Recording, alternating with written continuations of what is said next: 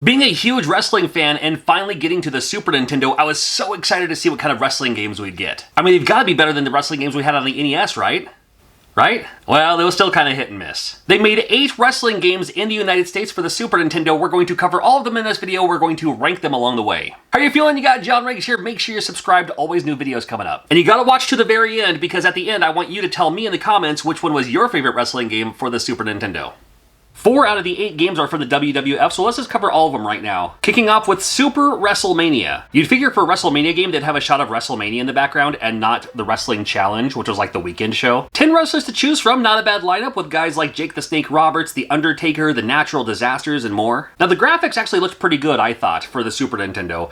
The problem I had with this game, though, is that there was no balance. Everybody had the same moves, everybody was able to body slam anyone, so, it would be no problem for Ted DiBiase to body slam Earthquake, for instance. It's certainly a button mash type of game where you just have to keep on hitting the button more than the other person to pull off your maneuver. And unfortunately, with Super Wrestlemania, there were no finishing moves. So all you had were the body slams, the atomic drops, you had the headbutts, it's just like, the Irish whip with the drop kick, and there's not a whole lot going on with this game. Hey, trust me, I still played a ton of this game, but when all you had was this, like the one-on-one or tag team, there was a Survivor Series lineup where, someone else would come in, but really not super spectacular. Ranking these games among themselves, I'm giving this one a D. 3.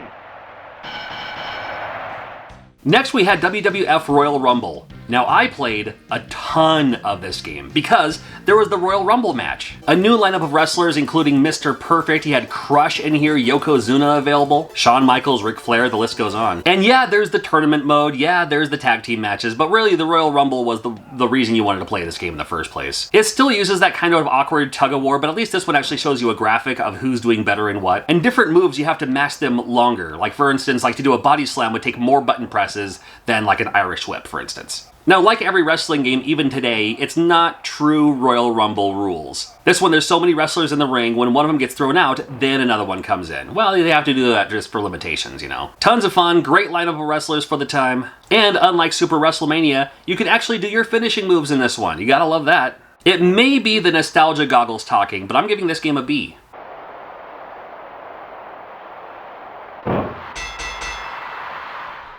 Capitalizing on the flagship show, Monday Night Raw from WWF comes out next. Some favorites including Bam Bam Bigelow, Diesel is in this one, even Luna Vachon, the first wrestling game in the US to feature a woman wrestler that I know of. This game also features the Royal Rumble match, so you can definitely do the Royal Rumble just like the previous one. This one just moves faster than the other ones, and if you saw the gameplay footage from Super Wrestlemania to Royal Rumble to this one, the speed has picked up along the way, which I really, really liked. This game, of course, features the finishing moves, gotta have the finishers. And then for some odd reason, this game also features like super finishers that are non-realistic. Like, you would never be able to do these in real life. And those were just wacky and silly and crazy. Like, they weren't needed, but it was still kind of fun to see. Now, admittedly, I didn't play this one as much as Royal Rumble, but I still played this one a lot. And I'm also gonna give this one a B.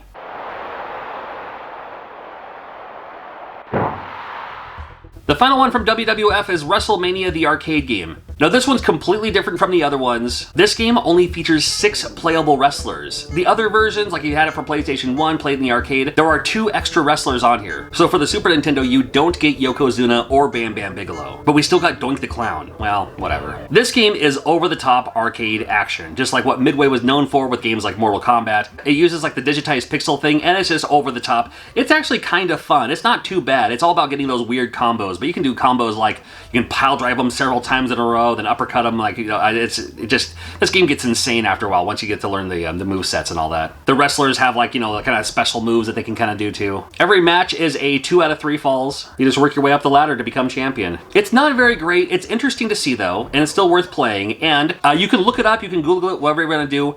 The endings of this game are way insane. Like, when you beat the game, it gives you like the storyline of what happened next, and they are just bizarre. Look it up if you haven't done that yet. The endings of this game, I can't talk enough about it. You gotta check it out for yourself, though. Not a great wrestling game, but it's on the list all the same. This game gets a D. Hit him! Hit him! What's this? So away from WWF, we move on to WCW. They made Super Brawl. This game may be the first time Stone Cold Steve Austin was photoed in the game. However, even though he's in this picture, he's not a playable character. Well, stunning Steve Austin for the time, of course. The menu select screen is the silliest thing I've ever seen in my life. They just have these 2 frames of animation. Every once in a while, one of them will say something. Show me respect. Who deserves the belt? I'm bad. You want Vader? And the game itself is not good. I mean, I was hoping it would be good, it's just not. You do get Tony Schiavone's voice calling the commentary throughout the match. That one's not so bad. That's actually, you know, that's kind of welcoming, I guess, for this game. But man, this game is just rough. It's not polished. It's a big yikes. The buttons are awkward, the controlling is awkward. I mean, it's just, the whole game is just not great. I'm actually giving this game an F. It's worth it to see the player select screen, but I mean, when the player select screen is the best part of the whole game, and only because it's done ironically, then no.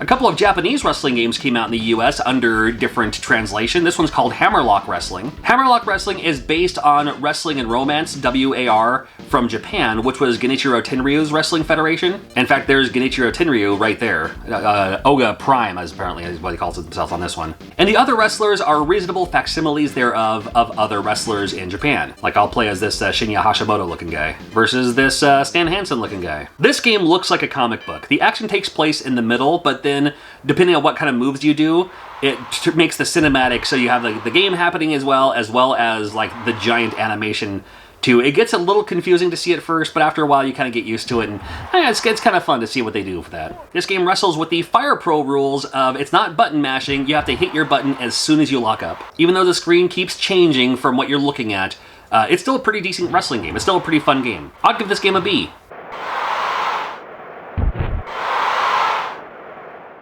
And then we have Natsume Championship Wrestling. This game is based on All Japan Pro Wrestling. The names have changed, but the wrestlers are still Misawa, Kobashi, Dr. Death Steve Williams, and so many more. This game not only features the Fire Pro rules of have to hit the button as soon as you lock up, but also the Fire Pro controls. So you have a weak, medium, and strong, and then using that button with a directional pad will give you a different maneuver. And once you figure that out, then this game is pretty neat to play and pretty fun to play too. I like this one quite a bit. You don't necessarily have finishers in this game. You have moves that do better than others, of course. It's not like you have to wait till they're at a certain point to pull off your finishing move. You can just do it as soon as you're able to do it. The title screen may say Natsume Championship Wrestling, but it's totally All Japan Pro Wrestling, and it's a totally decent game. I'll give this game a B.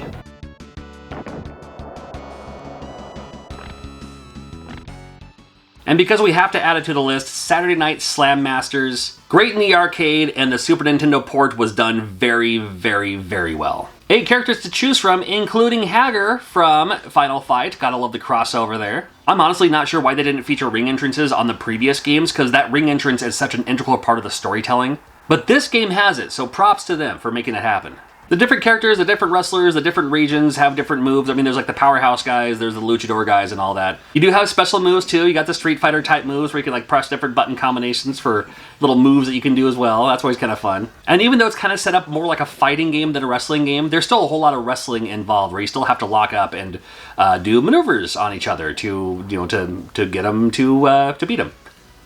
I do wish I had more characters to choose from, but man, this game is such a blast. It's such a fun game. It's not as wrestling as some of the other games on the list, but hey, if Wrestlemania was on the list, this one's got to make the list too. And this one's a lot of fun. I'm giving this game an A.